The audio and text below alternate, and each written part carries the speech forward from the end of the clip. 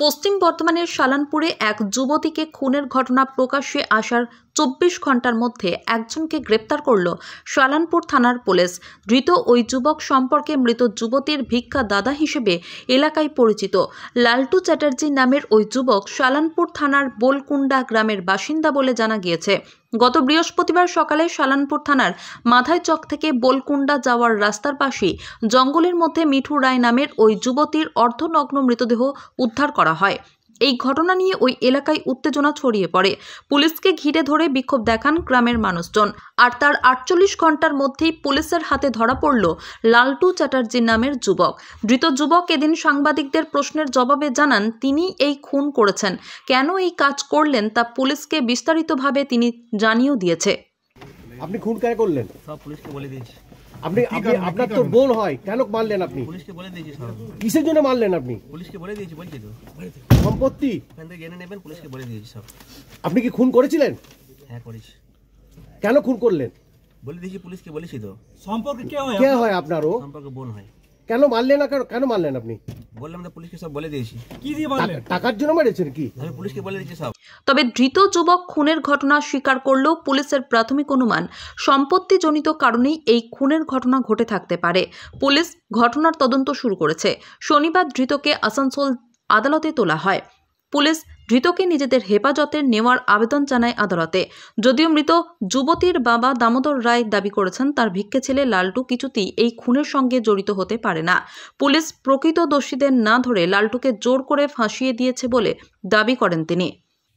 আমি বলতে চাই যে আমার যে ভিক্ষা ছেলে সে হচ্ছে খুব নির্দোষ ব্যক্তি, সে একবার নির্দোষ, সেই কেসের সঙ্গে কোনো ইনভলভ নয়। কেন যদি খুন করে তাহলে সে আমার বাড়িতে ডেলি আসছে, মঙ্গলবার থেকে মঙ্গলবার, বুধবার, বৃহস্পতিবার প্রতিদিন আমার বাড়িতে আসে, প্রতিদিন আমার বাড়িতে খাওয়া দাওয়া করে, তারপরে নিজের বাড়িতে যাই ছেলেটা। তাহলে কি পুলিশ প্রেসার দিয়ে? একবারে প্রেসার দিয়ে। আমার বৌমা গেছিল কালকে, বৌমা আমাকে বললো ভিক্ষা বাবা ঠেঙা বেড়া খুব করেছে।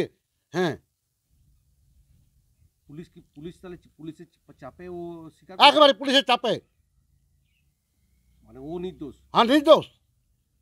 আপনি ওর হয়ে কোর্টে যাবেন বলছেন? একবারে কোর্টে দরকার হলে নির্দোষ কোর্টে যে প্রমাণ করবো দাঁড়ান থেকে। আমার স্ত্রীও আছে।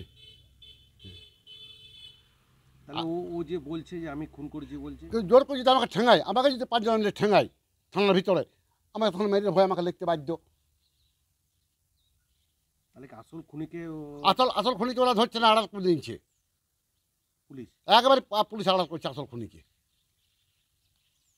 আপনার ছেলের নামে যেটা ভিক্ষা ছেলের নামে তাহলে ফাঁসানো হচ্ছে? একবারে ফাঁসানো।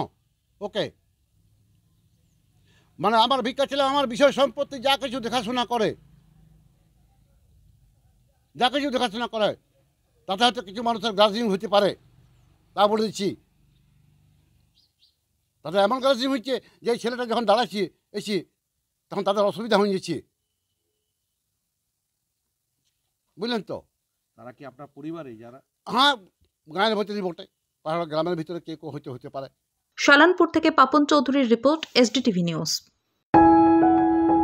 जब जीवन की हो नई शुरुआत तो श्री बालाजी फैशन है आपके साथ। ब्राइडल एथनिक वेयर के लिए आसनसोल में जाना माना नाम श्री बालाजी फैशन। दुल्हन के लिए खूबसूरत रंगों का लहंगा और आकर्षक गाउन, दुल्हन की बहन को खूबसूरत बनाए लहंगा फ्रॉक, दुल्हे के लिए मान्यवर के विविध रंगों वाले sherwani ethnic wear, fashionable main suit से मिले दुल्हे के भाई को नया लुक, वेडिंग और पार्टी के लिए कढ़ाईदार बनारसी और सिल्क साड़ियाँ। तो देर किस बात की, आज ही आए श्री बालाजी फैशन, हर घर की पसंद। GT road, opposite Subhash cinema, Asansol.